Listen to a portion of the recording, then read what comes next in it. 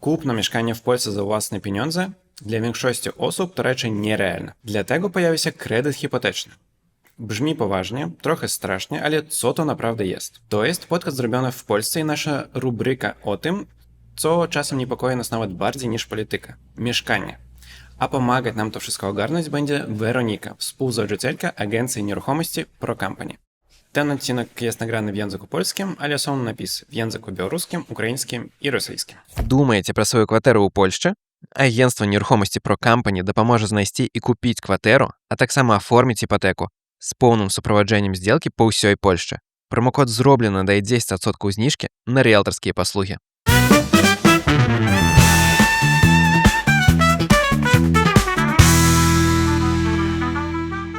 Hej, ja się nazywam Weronika i jestem w Polsce prawie 10 lat. Pomagam cudzoziemcom, głównie cudzoziemcom, nabywać nieruchomość w Polsce. Już nagrywaliśmy podcasty wcześniej i osoby, którzy oglądali te podcasty, już nawet mieli okazję z nami współpracować. W następnym tygodniu odbieramy już z kimś klucze od jego mieszkania, więc zapraszamy Państwa również do współpracy. Tym bardziej, że korzystając i oglądając podcasty z Roblena, to Państwo macie 10% zniżki na nasze usługi, jeżeli chodzi o pośrednictwo i pomóc w znalezieniu mieszkania. Weronika, mam takie uczucie, że stosunek do hipoteki, co na Białorusi i w Polsce, trochę się różni. Mam takie wrażenie, że na Białorusi to jest coś strasznego, a w Polsce bardziej łatwe. Co ty o tym myślisz? Wiesz, na pewno tak jest, ze względu na to, że w Polsce jest bardziej stabilna gospodarka przede wszystkim. Jeżeli chodzi o Polskę, to Polska jest teraz w top 20 gospodarek świata i to jest fajny wynik, który pokazuje, że Polska jest bardziej stabilna niż inne kraje, tak? To jest pierwsza kwestia. Druga kwestia, w Polsce hipoteka to jest bardziej taki mechanizm finansowy, czyli za pośrednictwem tej hipoteki możesz budować swój majątek, czyli nawet zarabiać. Więc na pewno jest inne podejście, jeżeli chodzi o hipotekę na Białorusi oraz hipotekę w Polsce, bo to są zupełnie dwie różne gospodarki i dwa różne mechanizmy. I czy ja tak rozumiem, że głównie prawie wszystkie mieszkania w Polsce kupują przy wsparciu tej hipoteki? Wiesz co, powiem Ci tak, że z mojego doświadczenia, jeżeli chodzi o Warszawę, z 80, może nawet trochę więcej procent, jeżeli chodzi o zakup, to jest właśnie hipoteka. Tak, ludzie korzystają z hipoteki, więc jak najbardziej większość to jest mieszkania, które się kupują za pośrednictwem kredytu hipotecznego. Zacznę może z głupiego pytania, ale co to jest kredyt hipoteczny? Wiem, co to jest kredyt, a hipoteka czym się różni? Wiesz co, to można nawet powiedzieć, że kredyt hipoteczny to nie do końca kredyt. Wiem, że brzmi dosyć dziwnie, Tak. ale kwestia jest taka, że bank, wydając ci te środki, on się zabezpiecza na nieruchomości. Czyli jakby to nie jest tak, że pożyczasz albo gotówkę, bank wydaje ci kwotę na mieszkanie albo tam na dom, na nieruchomość i bank się zabezpiecza na tej nieruchomości. Więc kredyt hipoteczny różni się tym, że bank jak pożycza ci środki na mieszkanie, on nie jest właścicielem tego mieszkania. To nie jest tak, że bank ci daje środki i jest właścicielem tego mieszkania. Tak jak mówiłam wcześniej, bank tylko zabezpiecza się na tej nieruchomości. Co to znaczy? To oznacza, że ty jesteś właścicielem tej nieruchomości. Ty na spokojnie możesz sprzedać tą nieruchomość, wynająć tą nieruchomość, mieszkać w tej nieruchomości. Natomiast bank się zabezpiecza na ten przypadek, jeżeli przestaniesz płacić. Więc jakby to nie jest tak faktycznie, że bank ci daje pieniądze i jest właścicielem na przykład tej nieruchomości. Właścicielem jesteś ty, a bank się zabezpiecza na tej nieruchomości. Jest księga wieczysta, taki rejestr, który pokazuje jakby ogólnie opowiada, tak powiem, o nieruchomości, jaki jest metraż, kto jest właścicielem, czy są jakieś roszczenia, czy są jakieś ograniczenia na tej nieruchomości, więc tak, faktycznie. Ta hipoteka będzie wpisana do tej księgi wieczystej, natomiast właścicielem jak najbardziej będziesz ty. Super, bardziej spokojnie stało mi. Jeżeli chodzi o oprocentowanie tego wszystkiego, jak to wszystko się działo w Polsce? Jeżeli chodzi o oprocentowanie w Polsce, kredyt hipoteczny jest oprocentowany na poziomie, to znaczy to się różni w zależności od wskaźnika WIBOR, WIRON i kredyt hipoteczny, to znaczy oprocentowanie kredytu składa się z WIBOR albo WIRON, to jest wskaźnik, plus do tego marża banku. WIBOR, WIRON to jest właśnie taki wskaźnik, można powiedzieć, cena, za którą banki pożyczają pieniądze między sobą nawet. Okay. Czyli jakby to nie jest zarobek banku, to jest taki powiedzmy wskaźnik, za ile można wziąć pieniądze na tą chwilę. I co chwilę może słyszałeś o tym, że raz na jakiś czas jest posiedzenie i ten WIBOR albo WIBOR się zmienia, jeżeli chodzi o oprocentowanie. Natomiast jest marża banku, czyli dwa składniki. WIBOR plus do tego marża banku. I jeżeli chodzi o marżę banku, to jest ważna kwestia, bo właśnie marża banku jest na zawsze z tobą. Czyli jakby w sensie, jeżeli zostaniesz w tym banku, to ten zarobek jest stały. I na to warto zwrócić uwagę, bo te marże banku naprawdę są różne, w zależności od sytuacji na rynku. Jak WIBOR jest dosyć wysoki, no te marże banki trochę obniżają, żeby klient jakby mógł skorzystać jednak z tego kredytu. Natomiast warto zwrócić uwagę, że marża jest stała. Jest z tobą, można powiedzieć, na zawsze, jeżeli będziesz korzystał z tego kredytu. Natomiast WIBOR, on jest taki, że on się zmienia. Płynny. Płynny jest tak. Na ile lat mniej więcej bierze się hipoteka w Polsce? Bo z tego, co pamiętam na Białorusi, to było, nie wiem, 20, 30, 40 nawet lat. Może moi rodzice brali na 30. Coś takiego było.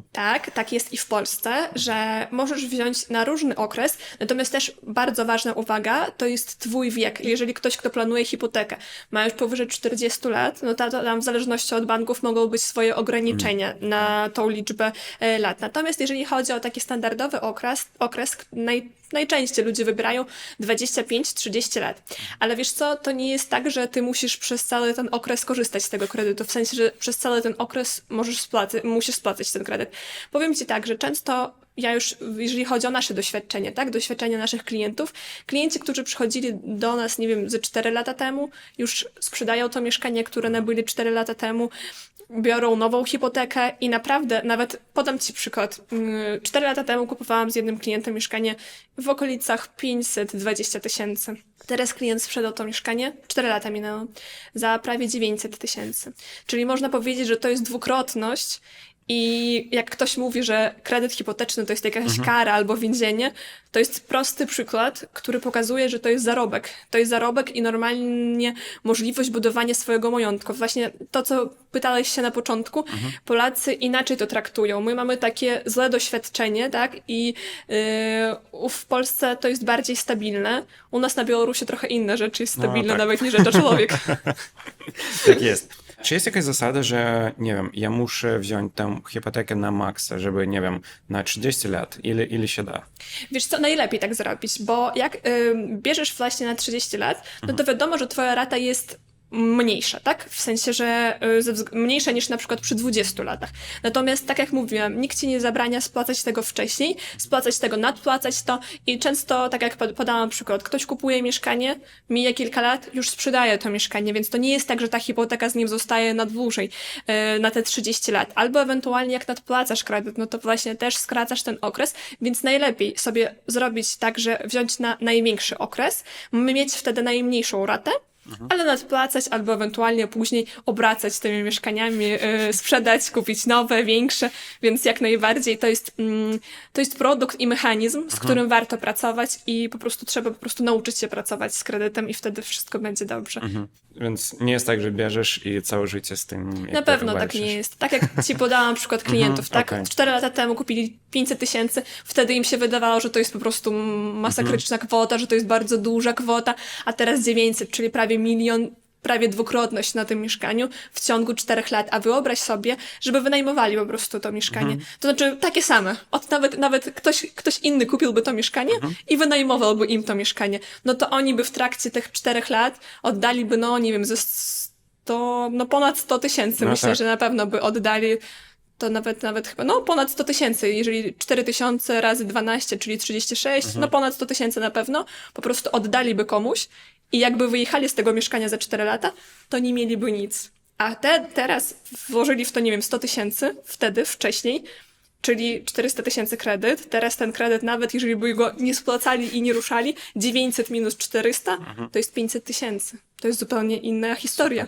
Zupełnie inna historia. Większy wkład własny na przyszłość. W ogóle to jest po prostu, moim zdaniem, to jest super. Jakby wzięli 2 hipoteki naraz wtedy, w takie same warunki by mieli te dwie hipoteki, sprzedaliby teraz te 2 mieszkania, no to mieliby 1 000 000 gotówki, żeby kupić sobie po prostu mieszkanie. Więc to naprawdę, moim zdaniem, że to jest po prostu mechanizm, z którym warto pracować. Jeżeli chodzi o wkład własny, Z tego, co pamiętam z jakby zeszłych odcinków, ty mówił o 10%, że to minimum. A jeżeli nie mam w ogóle pieniędzy na wkład własny, to co? Jakby muszę po prostu siedzieć i zbierać pieniądze? Nie, tak nie jest. Zaraz pogadamy.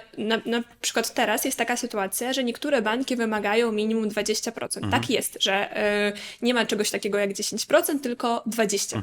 Niektóre banki, to znaczy większość banków zgadza się na 10%. Natomiast też od niedawna, jakby no w miarę od niedawna wszedł taki program, który się nazywa RKM.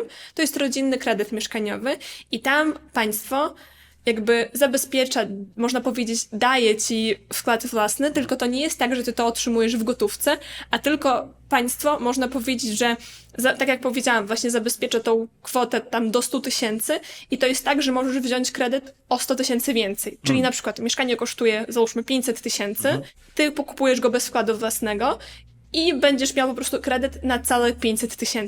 To nie jest tak, że państwo ci daje te środki za darmo. Nie.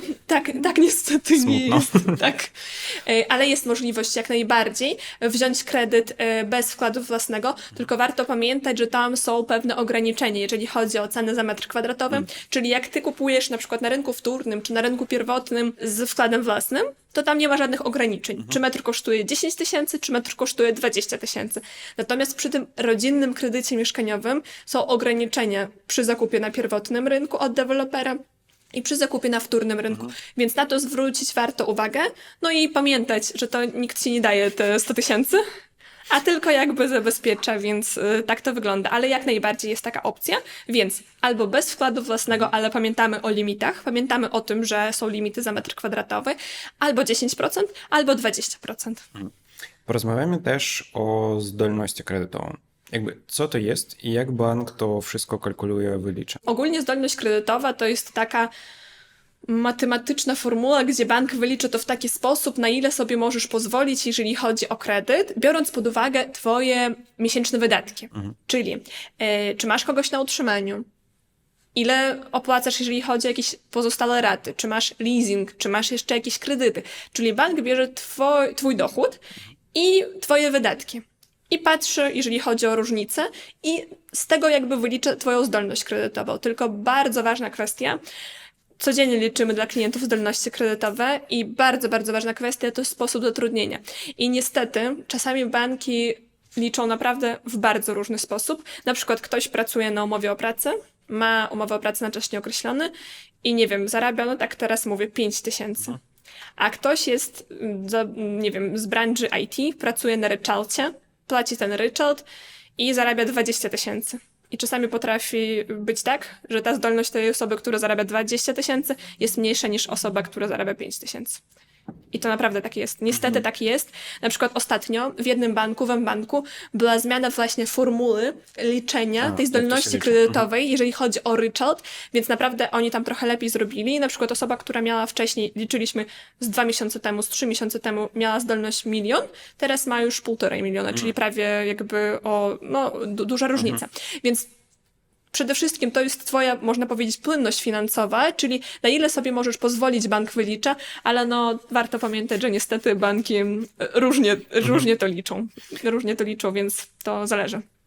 I właśnie te kontrakty B2B to jest oni są bardzo popularne wśród Białorusinów, wśród branży IT. Jak to się liczy? Czy jest tak, że nie wiem, jeżeli chcę kupić mieszkanie, to muszę, nie wiem, dogadać się z kompanią, żeby jakby wzięli mnie na umowę o pracę? Nie, kompletnie nie. Okay. Już ci zaraz wytłumaczę. Bo jedna rzecz jest właśnie działalność jednoosobowa, kiedy wiesz, na przykład prowadzisz działalność i masz kilka kontrahentów, czyli na przykład raz w tym miesiącu ktoś jeden ci zapłaci, w drugim miesiącu ktoś inny ci zapłaci, to jest jedna sprawa. A jak ktoś ma stabilną branżę, czyli załóżmy właśnie branżę IT na przykład i ma kontrakt B2B, to niektóre banki traktują ten kontrakt B2B jako umowę o pracę. Czyli wiesz o co mi chodzi, że jedna sprawa jest działalność, kiedy na przykład wystawiasz komuś fakturę, coś zrobiłeś, jakąś usługę, zlecenie i wystawiasz fakturę. No to jest Jedna sprawa. Druga sprawa to jest właśnie ten kontrakt B2B i banki już go lubią bardziej niż okej.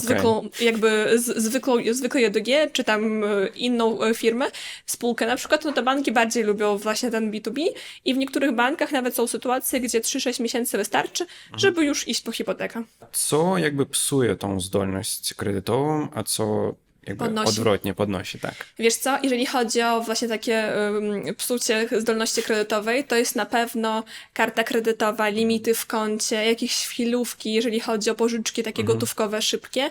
No i właśnie mówiliśmy o tym już w poprzednim odcinku, że naprawdę lepiej nie mieć tej zdolności kredytowej, niż mieć złą zdolność kredytową. I to w całości tak nie jest, że zła zdolność kredytowa oznacza, że nie wiem, nie spłacasz. Zła zdolność kredytowa może być w ten sposób, że przychodzisz do banku i ktoś ci mówi: o, niech pan weźmie limit w koncie, niech pan weźmie kartę kredytową albo produkt jakiś na raty, no to zbuduje pan sobie zdolność kredytową. To tak nie jest. Jak zapomnisz na przykład spłacić jakąś jedną ratę, to będzie no naprawdę dużo gorzej, niż wcale nie będziesz miał tej historii. Czyli lepiej być czystym, tak, czystym kawałkiem papieru, niż mieć tą złą zdolność kredytową. Więc to absolutny mit, że trzeba sobie budować. Ja jak były pracownik banku mogę powiedzieć, że no po prostu tak pracownicy banku zarabiają, tak, że w sensie sprzedają te swoje produkty, karty, limity w koncie, właśnie mówiąc, że tak budujesz swoją zdolność kredytową, to nie jest prawda. Okej, a jeżeli, nie wiem, dwie opcje, dwie osoby, nie, jedna miała kredyt, druga nie i pierwsza, nie wiem, miała kredyt i wszystko wpłacała jakby w terminy, to czy to będzie plus i taki, wiesz, większy plus, czy nie? Chodzi o to, że dwie osoby, ktoś z nich miał kredyt wcześniej, tak. jakiś inny kredyt, czy też... Nie, po prostu miał kredyt i nie miał kredyt. To samo. To samo. W ogóle okej. nie ma żadnych ani plusów, ani minusów. Nawet jak miałeś ten kredyt, spłaciłeś ten kredyt, Nie ma różnicy. nie ma różnicy, w ogóle Okej. nic. Na co jeszcze patrzy bank? Jakby mamy pensję, nie wiem, partner, dzieci, tam zdolność, niezdolność, tam historia kredytowa, co jeszcze? Jak najbardziej. Bank patrzy na kilka rzeczy, nie tylko twój dochód, wiek, o czym mówiliśmy już wcześniej, czyli sprawdza, ile ty masz lat i na ile sobie możesz pozwolić tej przygody do przodu. Tego życia. Tak. Okej. Patrzy na wiek, patrzy jak najbardziej na zarobki, patrzy też na zawód, bo na przykład są różne specyfiki, jeżeli chodzi o banki. Na przykład jest taki jeden bank, który wymaga od osób, że jeżeli mają działalność, czyli są na JDG, no to muszą prowadzić tą działalność 2 lata, pełne 2 lata obrotowe. Natomiast jak to jest branża IT, czy medycyna, czy prawnicy, no to tylko rok. Ten sam bank, ale ktoś ma Różne prywilegie. zasady. Tak. Są różne zasady, więc chodzi o to, że patrzą też na to, czym się zajmujesz. Czyli jaka twoja jest branża. Jak branża jest mniej stabilna, no to też na to zwracają uwagę. Patrzą, czy ty masz kogoś na utrzymaniu. Chodzi o dzieci, żonę, czy partnera, w niezależności od tego jakby, czy to jest rodzinę, czy nie. Patrzą, ty deklarujesz, czy masz kogoś na utrzymaniu. Jeżeli chodzi o dzieci, jeżeli masz dzieci, no to bank też sprawdza, czy otrzymujesz 800+ na te dzieci. Jak tak, no to też jest traktowany jako dochód. Czyli 800+ normalnie się wlicza do dochodu i to jest traktowane jako twój dochód. No wiadomo, że też bierze się pod uwagę, że ty utrzymujesz tych dzieci, więc tutaj jest też takie wyrównanie, ale właśnie na te rzeczy. No i oczywiście jaka jest wysokość twoich dochodów. I czy jest tak, bo my mówiliśmy do nagrania, że ja mogę wziąć kredyt wspólnie ze swoją partnerką, nawet jeżeli my nie jesteśmy małżeństwem? Jak najbardziej. Wow. Nawet my z tobą możemy pójść po Wow. kredyt. Okej, Tak, ale tak. jak to działa? Po prostu sumują się nasze dochody. Okej. Ja miałam przypadki, my mieliśmy w firmie takie przypadki, gdzie normalnie kredyt się brało na przykład w 2 osoby, brat i siostra. Tak chcieli kupić sobie mieszkanie. Albo na co dzień mamy przypadki, że to jest na przykład chłopak i dziewczyna, że to jeszcze nie jest małżeństwo, ale właśnie kupują we dwójkę, we trójkę, czasami ktoś kupuje i po prostu... Też tak można? Tak, można jak najbardziej we trójkę kupić mieszkanie i wziąć kredyt, więc te dochody się sumują i ty nie musisz mieć ani związku z tą osobą, w sensie ty nie musisz udokumentować, że to jest twoja, nie wiem, dziewczyna. Normalnie po prostu idziecie razem, wybieracie nieruchomość i wtedy ważna tylko kwestia, wy się decydujecie, w jakich udziałach to będzie kupowane. Czyli czy 50/50, czyli razem jesteśmy właścicielami 50/50, czy to jest 20/80, coś takiego też jest możliwość tak zrobić, więc tak naprawdę, jeżeli chodzi o kredyt, możesz go wziąć z dowolną osobą, jeżeli ona się zgadza. Okej, dzwonię do, nie wiem, kto tam zarabia. Była jakaś awantura, że Była jakiś awantura. lekarz zarobił, nie wiem, z kilka milionów w zeszłym roku. To akurat nie o tej awanturze pomyślałam. Ja pomyślałam o awanturze, że doradca kredytowy oraz osoba, właśnie doradca chyba, nie wiem czy z Białorusi, ale osoba na pewno z Białorusi, poszli do banku i podrobili te dokumenty, jeżeli chodzi o dochód. Niedawno to była taka sytuacja. Otrzymali ten kredyt, już siedzieli w oddziale, podpisywali wnioski i policja po nich przyjechała. W sensie pracownik banku robił taką rozgrywkę, że jakby podpisuje z nimi dokumenty i tak dalej, ale wiedział już, że zaraz przyjedzie policja, podrobili normalnie dokumenty i no i nie wiem, czym to teraz się skończy. No, więzieniem chyba. No, Nie bo róbcie tego, Nie róbcie. naprawdę. Nie warto. Lepiej się zatrudnić na do normalnej pracy pójść, niż podrabiać dokumenty, więc ja wiem, że czasami bardzo się chce kupić to mieszkanie, bardzo, ale nie, no przede wszystkim bezpieczeństwo i życie to jest najważniejsze. Nie więc takim kosztem. Na pewno. Думаєте про свою квартиру у Польщі? Агентство нерухомості Pro Company допоможе знайти і купити квартиру, а так само оформити іпотеку з повним супроводженням зділки по всій Польщі. Промокод «Зроблено» дає 10% знижки на ріелторські послуги. Oprocentowanie mamy, zdolność kredytową mamy. Z czego jeszcze składa się jakby koszt tego kredytu? Nie wiem, jakieś wpłaty? To dobre pytanie. Są banki, które mają prowizję za udzielenie kredytu, natomiast my zawsze na konsultacjach, jak przychodzi do nas klient na konsultację, my mówimy, że na przykład ten bank bierze prowizję za udzielenie kredytu, a ten bank tego nie robi. Czyli klient ma przejrzystą sytuację, gdzie będzie ta prowizja, a gdzie jej nie będzie. To jest pierwsza kwestia. Ale oczywiście najczęściej wybieramy banki, gdzie nie ma tej prowizji. No bo po co? To jest pierwsza kwestia. Druga kwestia to jest ubezpieczenie. Bank wymaga, żebyś miał ubezpieczenie na życie oraz ubezpieczenie tej nieruchomości. I ja powiem naprawdę, ja bardzo do tego jakby klientów, to znaczy to jest ich obowiązek, ale później z klientami zawsze rozmawiam, my w firmie zawsze rozmawiamy z klientami, że jak kupiliście to mieszkanie, jak już spłaciliście tą hipotekę, pamiętajcie o tym ubezpieczeniu, bo to jest bardzo ważna kwestia. nie wiem, w zeszłym roku pożar w Ząbkach. No i tam niestety były takie sytuacje, gdzie to znaczy ludzie nie mieli ubezpieczonych tych nieruchomości, no i po prostu to wszystko nikt im tego nie odda. Natomiast jak mieszkanie jest ubezpieczone, oczywiście pożar też wchodzi w grę jak najbardziej, to później odzyskacie tą kwotę w całości do zwrotu, jeżeli coś się stanie z tym mieszkaniem, więc to jest bardzo ważna kwestia i też o czym warto mówić, że jak bierzemy hipotekę, no to na przykład kupujemy mieszkanie i teraz ono jest warte 500 000. Ale na przykładzie właśnie tych moich klientów mija 4 lata, już to mieszkanie jest warte 900 000, czyli prawie dwukrotność.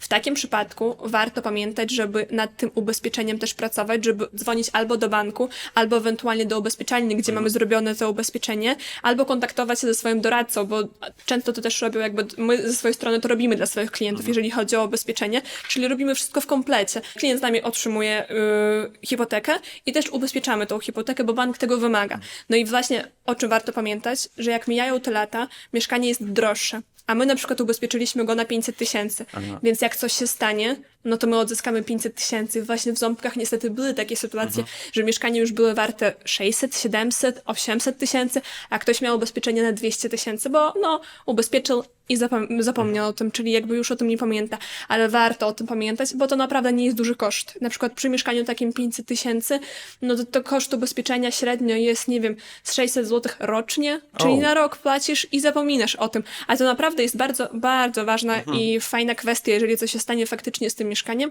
więc my zawsze ostrzegamy klientów, że jak spłacicie tą hipotekę, naprawdę polecamy mieć to ubezpieczenie. A jak cena mieszkania się zmienia, mija kilka lat, no to też lepiej to aktualizować, lepiej dopłacić te 100-200 zł rocznie, no i mieć zabezpieczone nieruchomość, więc Zdecydowanie tak. tak, to też w Polsce działa inaczej, w sensie ubezpieczenia w Polsce też działają. Wiadomo, że trzeba czytać warunki tego ubezpieczenia jak najbardziej, natomiast to fajna kwestia, która pomaga ci spokojnie spać i nie bać się o różne rzeczy, że z mieszkaniem coś się stanie.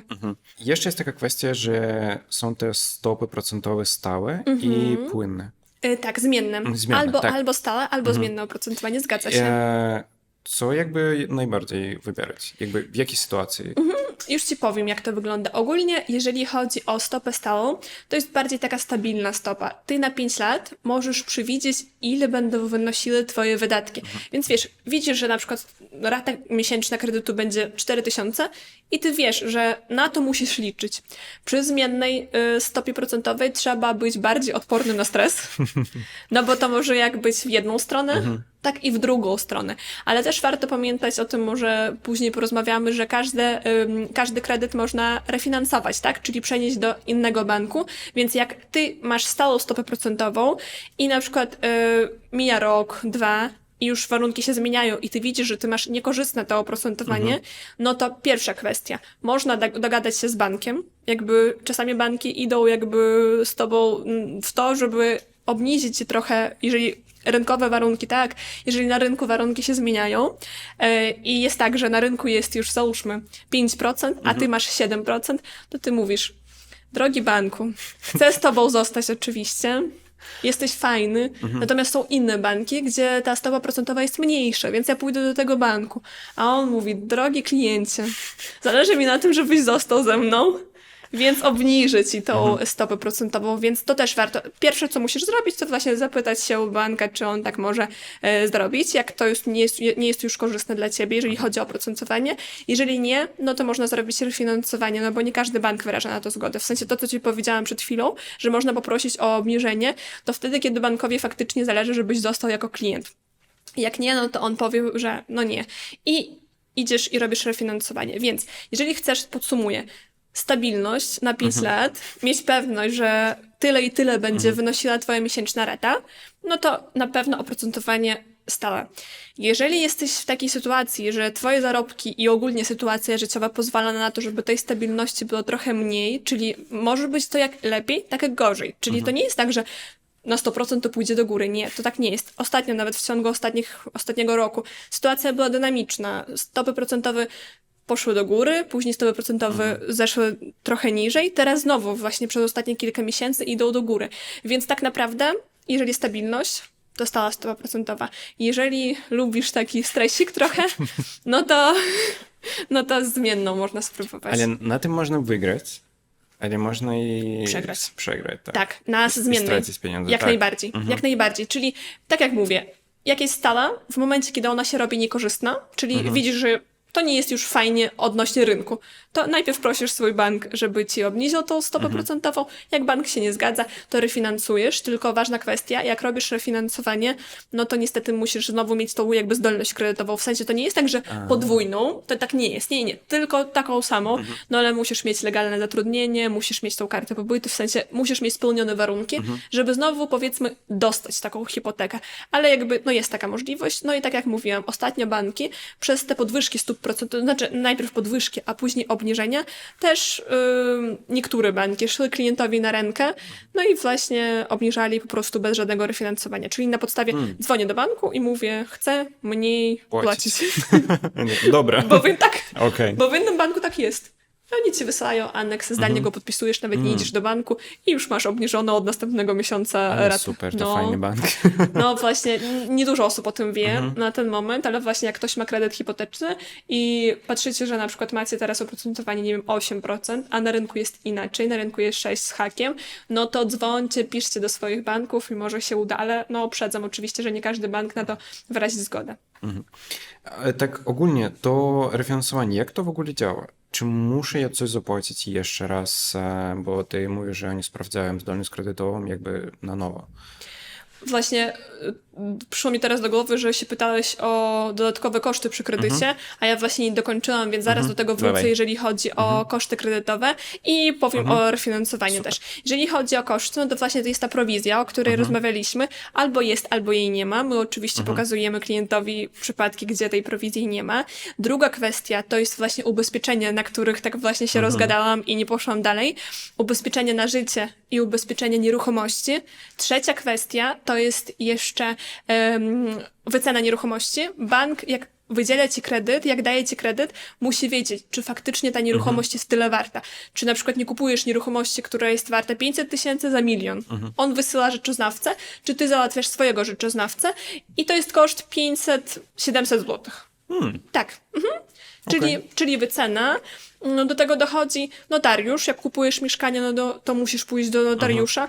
I jakieś opłaty sądowe, czyli żeby wpisać tą hipotekę właśnie do księgi wieczystej twojej. Podatek PCC, jeżeli to nie jest twoje pierwsze mieszkanie, czyli podatek od nieruchomości. No i jeżeli korzystasz z usług pośrednika, to właśnie opłata pośrednika. Ale jeżeli bierzemy pod uwagę tylko hipotekę, to mamy tak. Najpierw, czy jest prowizja, czy nie ma prowizji. Chodzi o kredyt. Ubezpieczenie. Wycena nieruchomości. No i jeżeli chodzi o takie stricto kredytowe, jeszcze opłata sądowa właśnie za wpis tej hipoteki.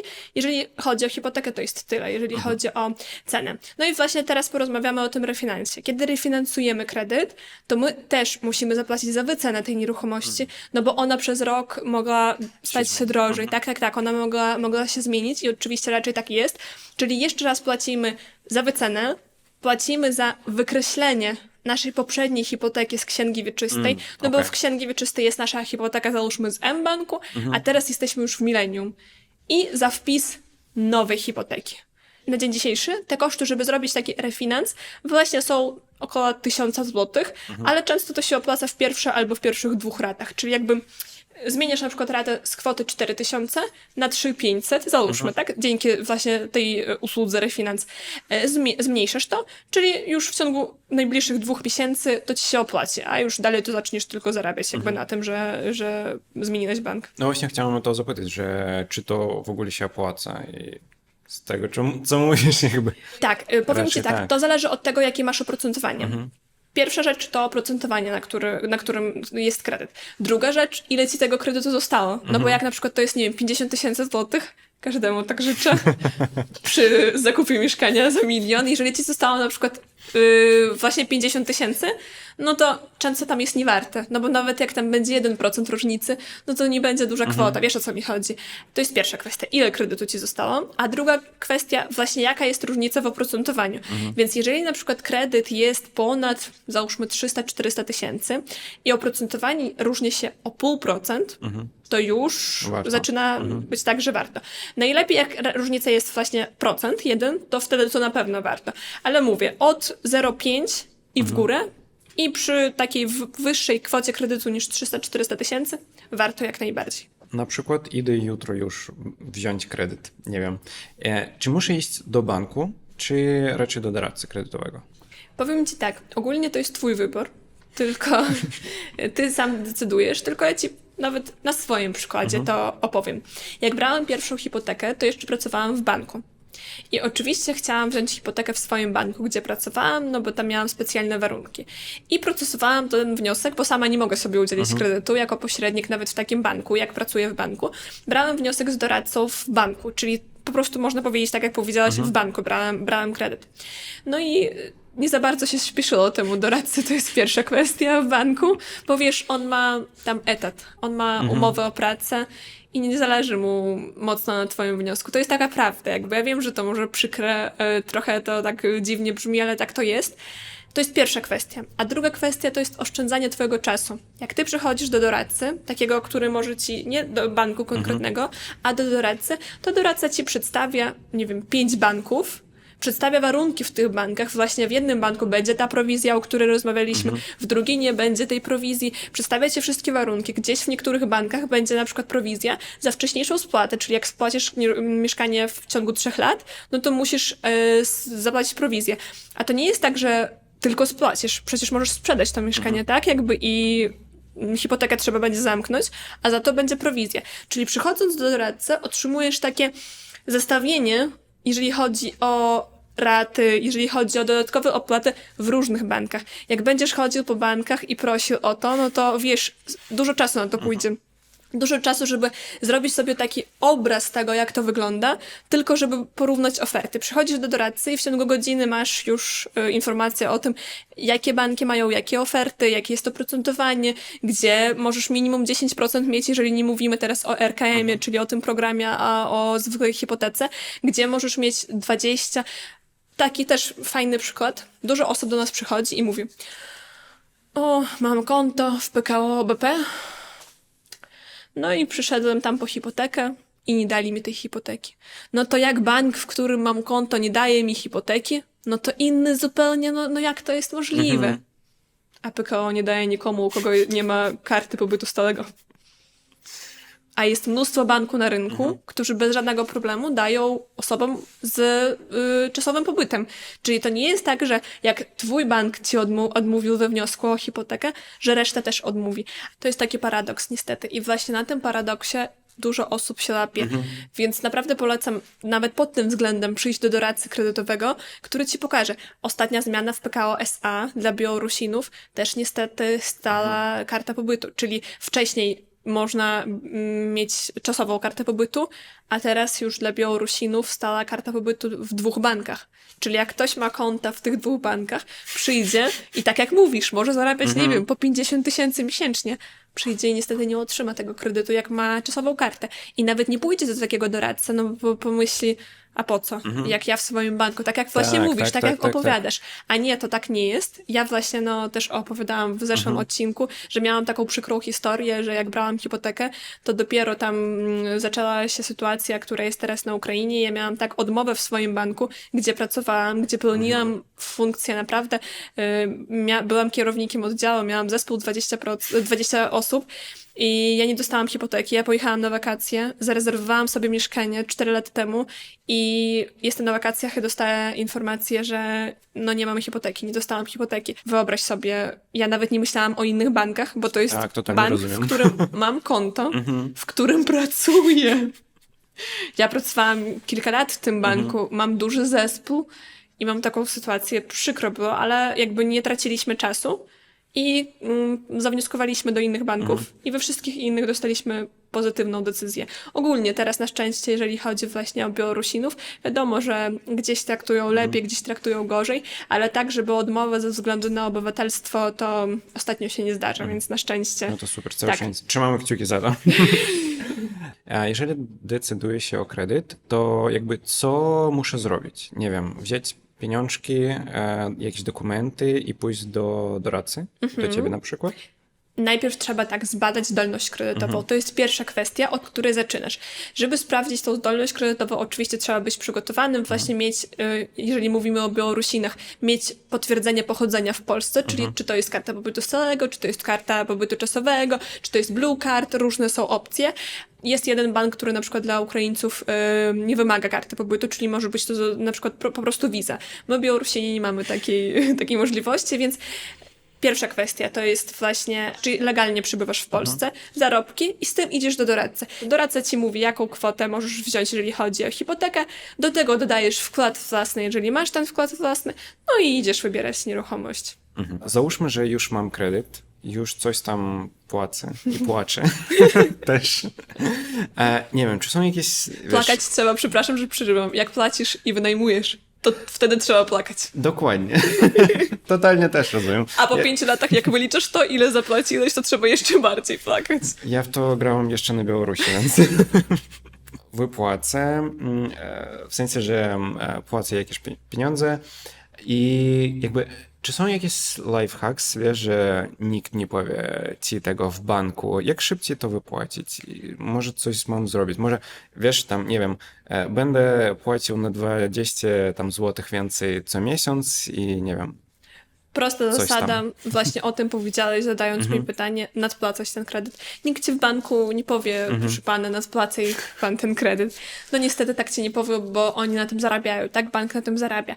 Więc najprostsza opcja, żeby spłacić ten kredyt szybciej, to jest właśnie nadpłata. W niezależności, czy to będzie tak, jak mówiłeś, nie wiem, te 20 zł, czy to będzie 500 zł miesięcznie, no to naprawdę dużo to daje. Nie wiem, weźmy te 500 000, bo cały czas rozmawiamy o tej kwocie 500 000. Na przykład kredyt hipoteczny 500 000, 30 lat, załóżmy.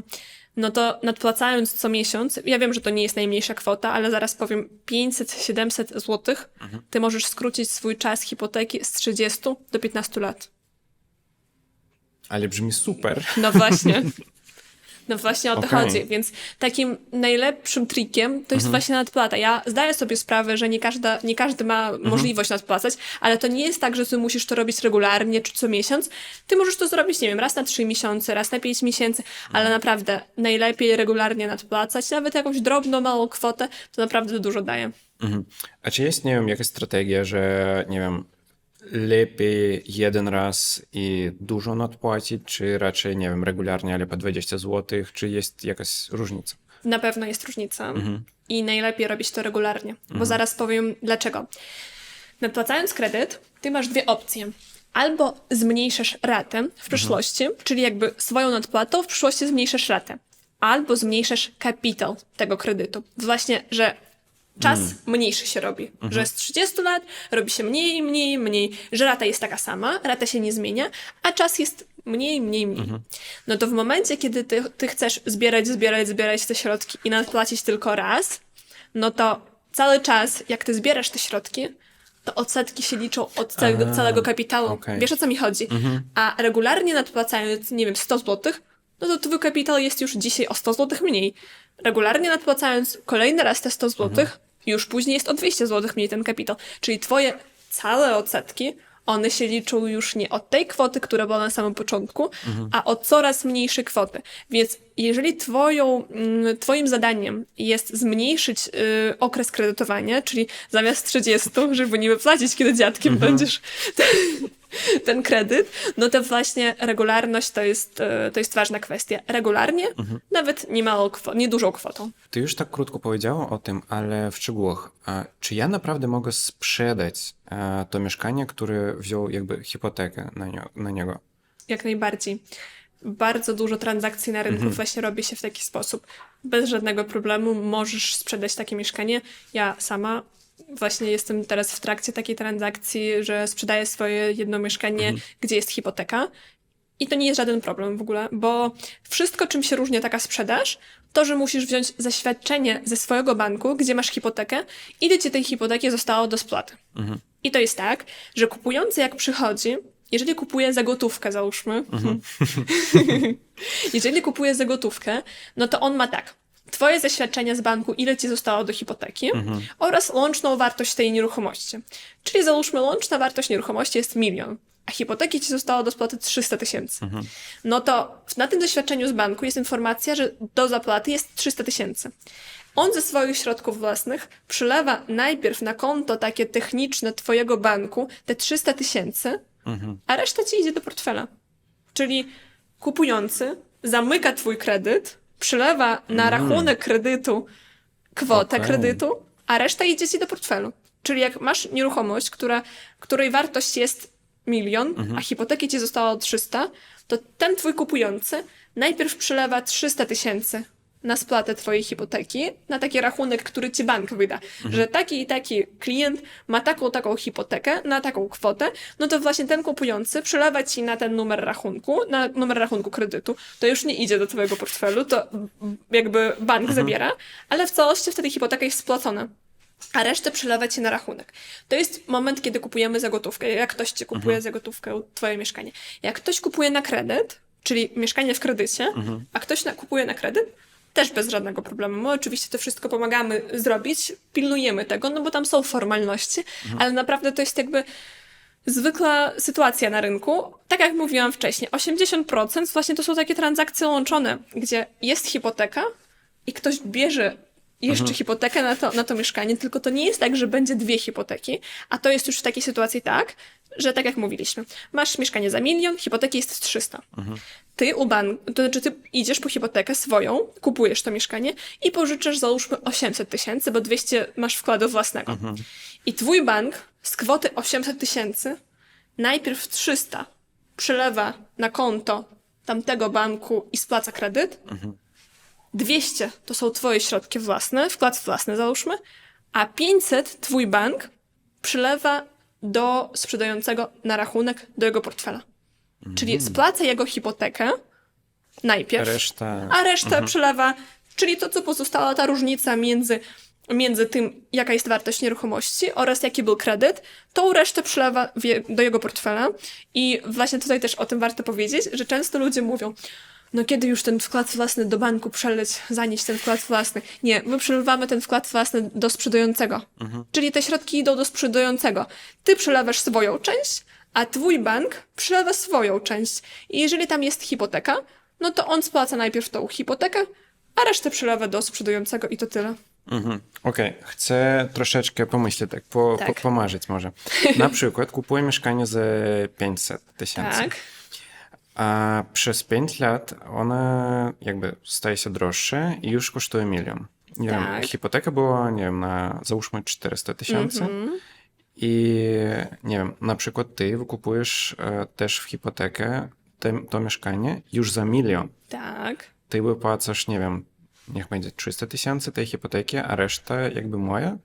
Tak. Chociaż ja zapłaciłem... Tak. Wiem, To właśnie super. przykład tych moich klientów, o których ci Już mówiłam. idę do ciebie jutro, Ale naprawdę, żeby kupować tak jak mieszkanie. mówiłam, przykład swoich klientów, tak, też nie tak. chciałam podawać swój osobisty przykład, ale mam bardzo podobny, bo ja pierwsze swoje mieszkanie w Polsce nabywałam ze 4 lata temu i też mam prawie dwukrotność. Czyli ktoś, kto teraz do mnie przychodzi, spłaci moją hipotekę, która jest w granicach teraz 300 A ty tysięcy, zarabiasz.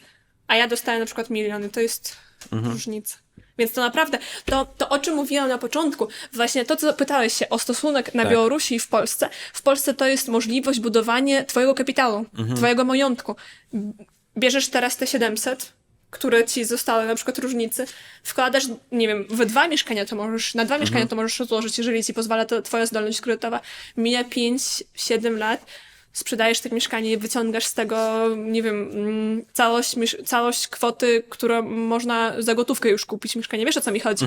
Że tak, ceny idą do góry, to jest jasna sprawa, ale jedna sprawa, jakbym miała teraz nie wiem, nic, bo bym spłacała komuś, a druga sprawa, jak ktoś wyciąga 500 tysięcy, 700 tysięcy, 300 tysięcy, 200 tysięcy, więc to naprawdę jest bardzo, bardzo fajna rzecz, to jest możliwość budowania kapitału swojego na Jest mi przyszłość. smutno, że nie kupiłem nic wcześniej. Lepiej to zrobić już dzisiaj. Tak naprawdę. Ale dzisiaj już za późno, ale jutro na pewno. Zapraszam. Od 9 zapraszam. Думаєте про свою квартиру у Польщі? Агентство нерухомості Pro Company допоможе знайти і купити квартиру, а так само оформити іпотеку з повним супроводженням зділки по всій Польщі. Промокод «Зроблено» дає 10% знижки на риэлторські послуги.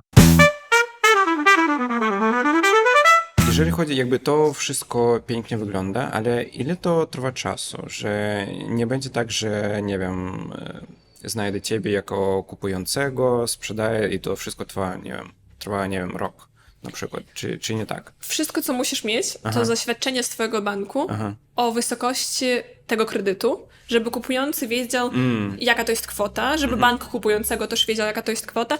Na takie zaświadczenie czeka się do 14 dni. Okej. A później wszystko, co musisz zrobić, nawet kupujący, ty już nawet o tym nie myślisz. Przyjść do sądu, wykreślić twoją hipotekę na podstawie wystawionego zaświadczenia z twojego banku, że już wszystko spłacone i jakby wpisać swoją hipotekę. To wszystko. To zajmuje plus 2-3 tygodnie, jeżeli na przykład porównywać to z sytuacją, gdzie tego kredytu nie ma. Czyli tak naprawdę 2-3 tygodnie. To żaden rok, 2 tygodnie i już. Super. Tak, tak. Ale okej, porozmawialiśmy o tych pozytywnych scenariuszach, ale to, czego, nie wiem, ja sam boję się, że, nie wiem, będzie jakaś sytuacja, że będę miał kredyt, hipotekę i, nie wiem, będzie źle z pracą i coś się stanie i nie będę mógł jakby wypłacać ten kredyt. To jakby co się stanie? Bardzo dobre pytanie, naprawdę. I oczywiście ty masz tutaj 100% rację i my teraz mówimy bardziej tak, jak powiedziałeś, o pozytywach. Jak przychodzi do nas klient, no to my omawiamy wszystkie możliwe scenariusze, które są. Czyli opowiadamy, jak to jest, co się dzieje i opowiadamy, jakie są zagrożenia, jeżeli chodzi o ten kredyt. Natomiast powiem ci tak, że to jest bardziej ludzie siebie nakręcają, niż jest faktycznie, bo zaraz wytłumaczę dlaczego. Jak jest taka sytuacja, że no nagle nie możesz spłacać ten kredyt? W ogóle przede wszystkim warto też powiedzieć, że jak człowiek przychodzi po kredyt, to też bardzo ważna kwestia, ile zarabia, a ile będzie miesięczna rata, żeby to nie było mniej więcej na tym samym poziomie. To jest pierwsza kwestia. Druga kwestia, jak się wydarzy taka sytuacja, że faktycznie z jakiegoś powodu człowiek nie może spłacać, to nawet wspomnijmy czasy, jeżeli chodzi o COVID. No jak dużo osób straciło pracę za jednym dniem, jeżeli chodzi, nie wiem, o kelnerów, nie wiem, kogoś, kto pracuje w miejscach publicznych. Te miejsca publiczne były zamknięte i nie każdy miał dobrą umowę, że właśnie ktoś z pracodawców płacił w tym okresie. No to było tak, na rynku hipotecznym że te stawki tak mocno poszły do dołu, żeby właśnie ludzie mogli sobie pozwolić okej. na spłatę. Czy nie wiem, jeżeli teraz jest, nie wiem, średnio 6%, to było 1,5%. Wiesz, o co mi chodzi, że państwo zrobiło w taki sposób, że jakby obniżkę zrobili ze względu na to, że wiedzieli, jaka jest sytuacja na rynku. To jest taka ogólna sytuacja, ale teraz porozmawiajmy bardziej o szczególnej sytuacji, czyli bardziej o prywatnej sytuacji, czyli jak jedna osoba, nie wiem, traci pracę, coś jest nie tak, no to nie jest tak, że bank ci jutro od razu mówi, a, nie zapłaciłeś? Do widzenia. Nie. Bank najpierw robi tak, że wysyła ci listy z informacją o tym, że no jak nie zapłacisz, no to będzie musiał zacząć procedurę komorniczą, czyli taką procedurę, że będzie musiał no jakby w przyszłości sprzedać swoje mieszkanie i odzyskać te środki, tak? Bo tak jak wspominaliśmy wcześniej, bank się zabezpiecza na twoje nieruchomości, czyli bank będzie wysyłać ci przypomnienia i tak naprawdę takie przypomnienia mogą trwać nawet nie wiem, pół roku, czyli dosyć dużo. Okej. To jest pierwsza kwestia. A druga kwestia, najlepsza rada, tym bardziej na rynku warszawskim, sprzedajesz to mieszkanie o 5% mniej niż na przykład jest teraz sytuacja na rynku. Załóżmy, to normalnie mieszkanie kosztuje 600 tysięcy, wystawiasz go za 550, a kredytu masz 300. Zabierasz tą gotówkę na jeszcze swoje dalsze życie i ewentualnie jak jest zła sytuacja na to, żeby mieć z czego żyć i spłacasz hipotekę.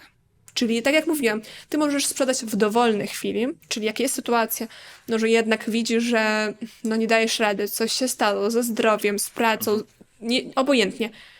Minus 5% od ceny i kolejkę się ustawi, żeby kupić takie mieszkanie, które jest pomniej rynku, więc Okej, ale to nie tak straszne. to na pewno. Ja zdaję sobie sprawę, ale ja zawsze, nawet nie czasami, a zawsze, tak do siebie też mówiłam, ja jak brałam pierwszą hipotekę, to byłam dosyć młodą dziewczyną i ja mówiłam, a czego ja się nie boję, że nie będzie mi stać na wynajem mieszkania? Przecież nikt z właścicieli też nie powie, o, biedna Weroniczka, Dokładnie. nie masz z czego płacić, no to mieszkaj w moim mieszkaniu za darmo, mieszkaj. No przecież nikt tak nie powie. I dlaczego ja się nie martwiłam, że nie wiem, na przykład te 3000, 4000 czy tam 5 i tak dalej, ja nie będę miała na wynajem, natomiast boję się przy hipotece. Tym bardziej, tak jak mówię, bank nawet nie jest taki zły jak właściciel. On nie powie ci, właściciel mieszkania, on nie powie ci od razu. On przez, nie wiem, pół roku, naprawdę do 6 miesięcy będzie ostrzegał o to, że no trzeba zapłacić, a ty w tym czasie możesz sprzedać swoje mieszkanie. Wiesz, ja też o tym myślałem i może taka, wiesz, przeciętna pani Monika, czyli pani Dorota nie wygląda jako zagrożenie, chociaż ma więcej jakby narzędzi do wyrzucenia No właśnie o to chodzi. człowieka z mieszkania, a bank, no to wiesz, cały bank, jakby instytucja. Ale naprawdę, tak to jest. Tak jak mówiłeś, pani Monika czy Dorota powie ci, że pies jej nie pasuje, że nie wiem, jesteście głośni, właściciele narzekają, a w swoim mieszkaniu masz prawo na to, żeby mieć psa, żeby być głośnym i tak dalej. Więc kwestia jest po prostu taka, że bankowi odwrotnie, mu zależy, żeby z tobą się dogadać, bo ty mu płacisz normalnie, tak? W sensie mu zależy na tym, żeby z tobą się dogadać.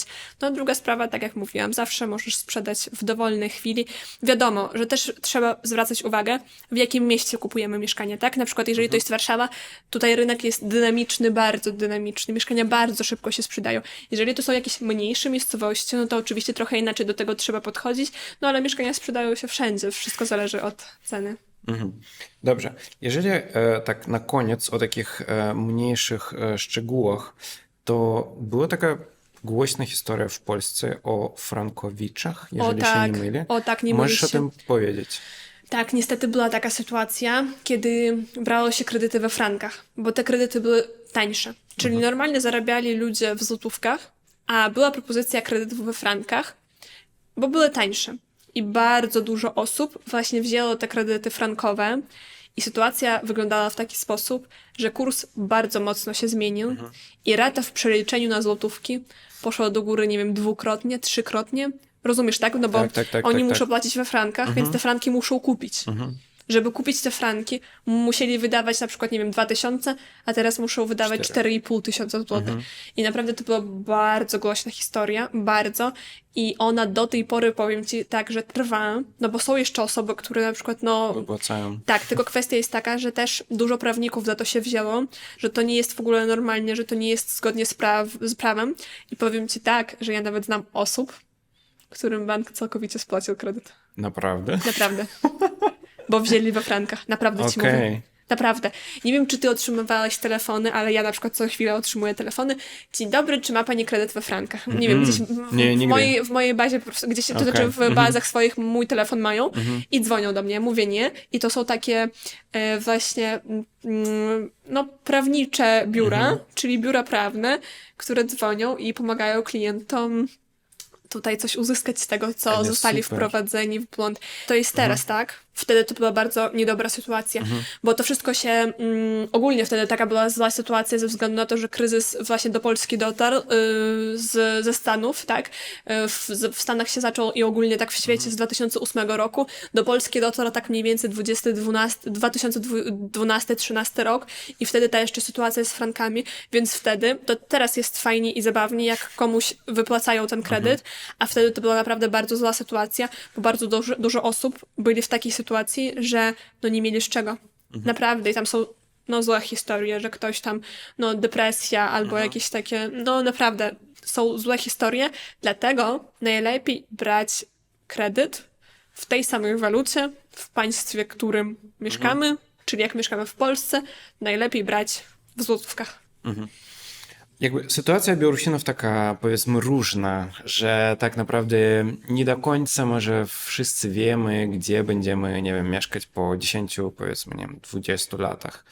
Czy to w ogóle się opłaca wziąć kredyt, tą hipotekę na mieszkanie lub nie, wiesz, że ja mogę sobie powiedzieć po prostu, że no nie wiem, będę mieszkał, nie wiem, na Białorusi, na Ukrainie, nie wiem, w Stanach i tego Wiesz nie co, warto. Maksym, nie wiem, czy to pytanie w ogóle warto zadawać, biorąc pod uwagę, o czym rozmawialiśmy wcześniej. Już może i nie, ale tak, jeżeli ktoś zasnął może. No jak najbardziej. Na tym możesz zarobić, sprzedać możesz to w dowolnym momencie, ale też ostrzegam, w zależności od miejscowości. Bo ja wiem już z doświadczenia, bo do nas na konsultacje też obserwatorzy wasi oraz ludzie, którzy obserwowali i oglądali nasze odcinki wcześniejsze, przychodzili z różnych miejscowości na konsultacje, więc nie tylko z Warszawy. Więc jak to jest Warszawa, rynek jest bardzo dynamiczny, na pewno w ciągu tych 10 lat zarobisz. Jeżeli chodzi o inne miejscowości, to tutaj warto patrzeć i analizować. Oczywiście raczej sprzedasz i zarobisz wszędzie, natomiast wiesz, są takie miejscowości, gdzie teraz no po prostu ludzi jest trochę mniej i raczej w przyszłości też wszyscy będą wyjeżdżali do Warszawy, do innych państw. Wiesz, o co mi chodzi? Że tam jakby sytuacja będzie trochę inna, czy może być inna, więc to warto brać pod uwagę. Jeżeli my rozmawiamy o większych miastach, Warszawa, Kraków, Wrocław, no to na 100%. Gdańsk. Poznań na 100% warto, no bo tylko raczej zarobisz na tym. Oczywiście ja teraz nie daję radę finansową, no bo minie 5 lat albo 10, sytuacja może się zmienić, ale ogólnie, biorąc pod uwagę rynek polski, to o czym zaczynaliśmy rozmawiać, gospodarka jest naprawdę bardzo stabilna, top 20 i raczej przewiduje się, że gospodarka będzie w lepszym stanie jeszcze za kilka lat. To jest pierwsza kwestia. A druga kwestia, która może uspokoi właśnie naszych widzów, to jest to, że w ciągu ostatnich 26 lat w Polsce spadek cen nieruchomości, szczególnie w Warszawie, był tylko i wyłącznie mocny spadek, właśnie jak przyszedł ten kryzys. Czyli w 2012-2013 roku to był spadek o 30%, to jest dużo, ale już w ciągu następnych 2 lat był wzrost o prawie 20%, czyli nadrobili, a później mniej więcej 10% rocznie, więc naprawdę w całej historii w ciągu 26 lat, jeżeli mówimy to znaczy patrzymy na 2000 rok, no to tylko jeden spadek mieliśmy, który był związany naprawdę nie tylko z kryzysem, był związany z tą sytuacją, o której rozmawialiśmy ze frankami i jeszcze wtedy była taka sytuacja, że deweloperzy budowali, a później no nie za bardzo było komu to sprzedawać. Teraz widzimy trochę odwrotną sytuację, że jeżeli chodzi o dobre układy, o dobre metraże, o dobrą lokalizację, no to nie jest tak, że deweloper zbudował blok, my przychodzimy, a tam jest 100 mieszkań do wyboru.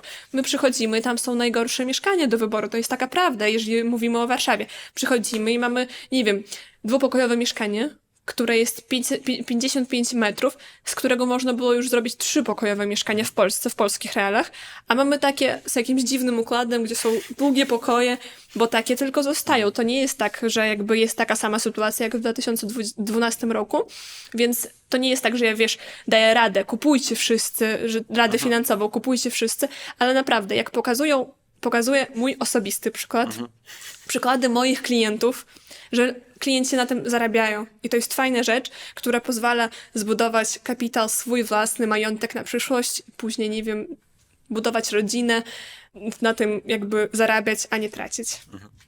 No dobra. Moim zdaniem wszystkich Przekonałam? zainspirowaliśmy już.